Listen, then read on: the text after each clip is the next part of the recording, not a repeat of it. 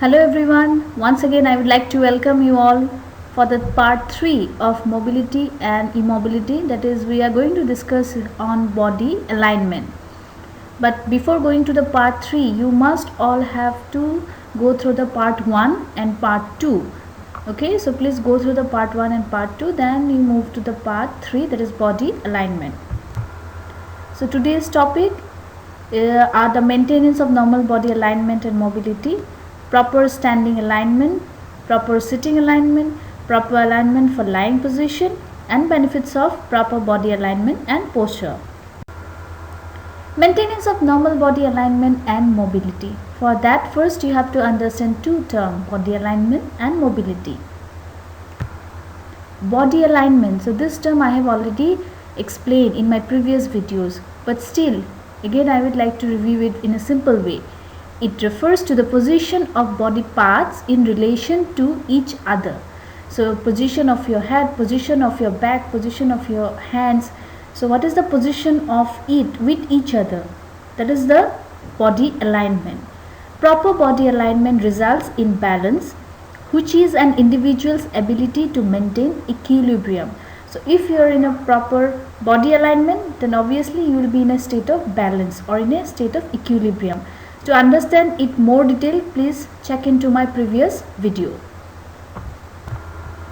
And mobility, of course it's a common term, you all know what is mobility, but still it refers to the ability to engage in activity and free movement, which includes walking, running, sitting, standing, lifting, pushing, pulling, and performing activities of daily living. So whatever activities you are doing day to day life, all includes in the mobility.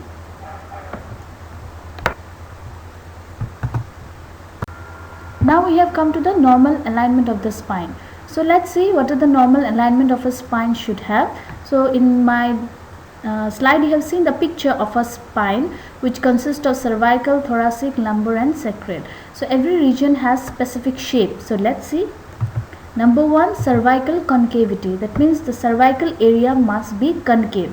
So what is concave? Concave means it is the shape, you can think of a circle and the internal area, okay, internal outline of a circle or a sphere, you can say as a concave.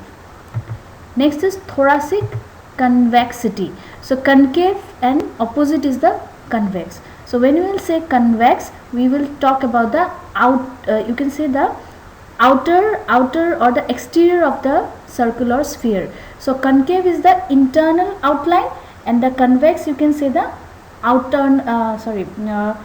exterior outline of a sphere.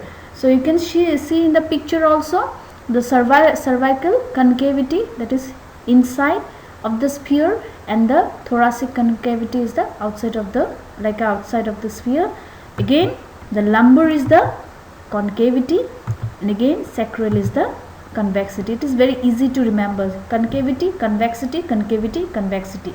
So this should be the normal position of the spine. In our future videos we will come to know what are the different abnormalities of the normal alignment of the spine. Now we have come to the proper standing alignment. So let's see what should are the criteria for proper standing alignment. So for proper standing, head extended, face forward, shoulders squared, back straight, wrist extended, abdominal muscles tucked in, arms straight at side, hands and palms forward, legs straight and feet forward.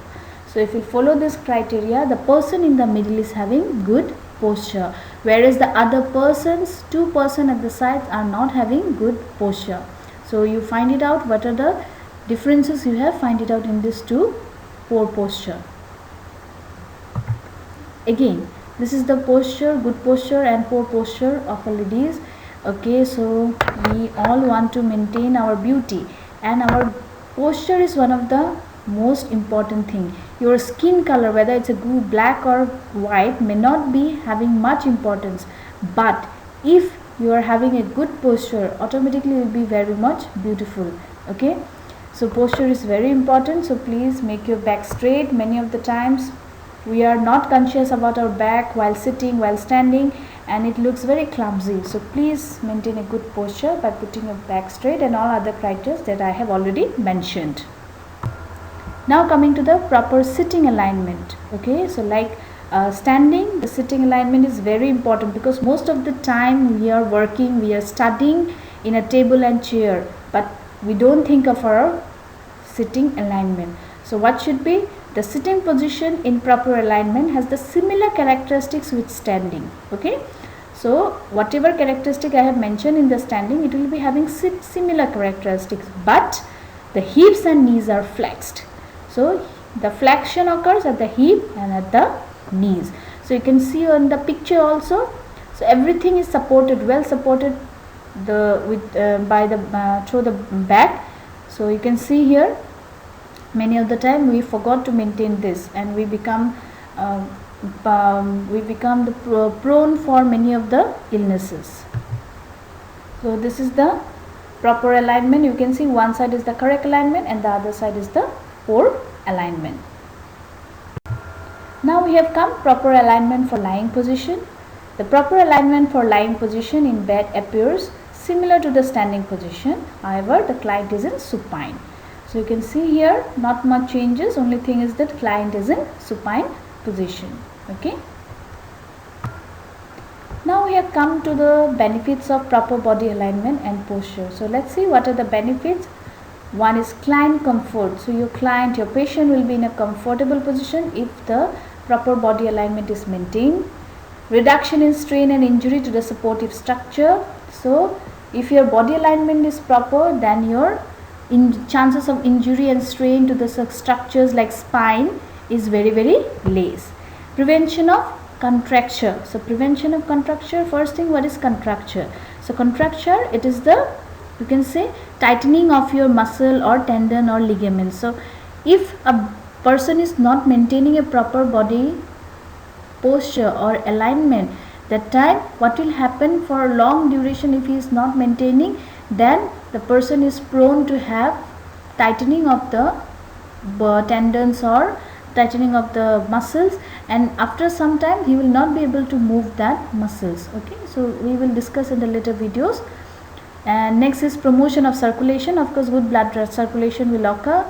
Then less stress on musculoskeletal system, and also it will facilitate respiratory efforts, because if we will have a proper alignment, then there will be adequate space for chest expansion and your respiratory effort will be less. And enhance gastrointestinal processes. Of course, your gastrointestinal processes also will be enhanced if you are maintaining a proper body alignment. Even not only these three systems, many systems are affected by this proper body alignment and posture. And prevention of foot drop. So what is foot drop? I think most of you have known it, you have seen it. Okay, what is foot drop? We will discuss in our later videos. If you don't know also, you try to find it out till now. Okay, so with this we have come to the end of this video. Hope you have understood it. If you have any doubt, any queries, you can please comment me and I will try to give you the answer. And any more topic that you want to learn, that also you can suggest. So work for home. What are the benefits of proper body alignment and mobility, and what is foot drop? So please find it out, what is foot drop. In the future videos I will definitely talk about foot drop, but till now try to find out what is foot drop. Thank you.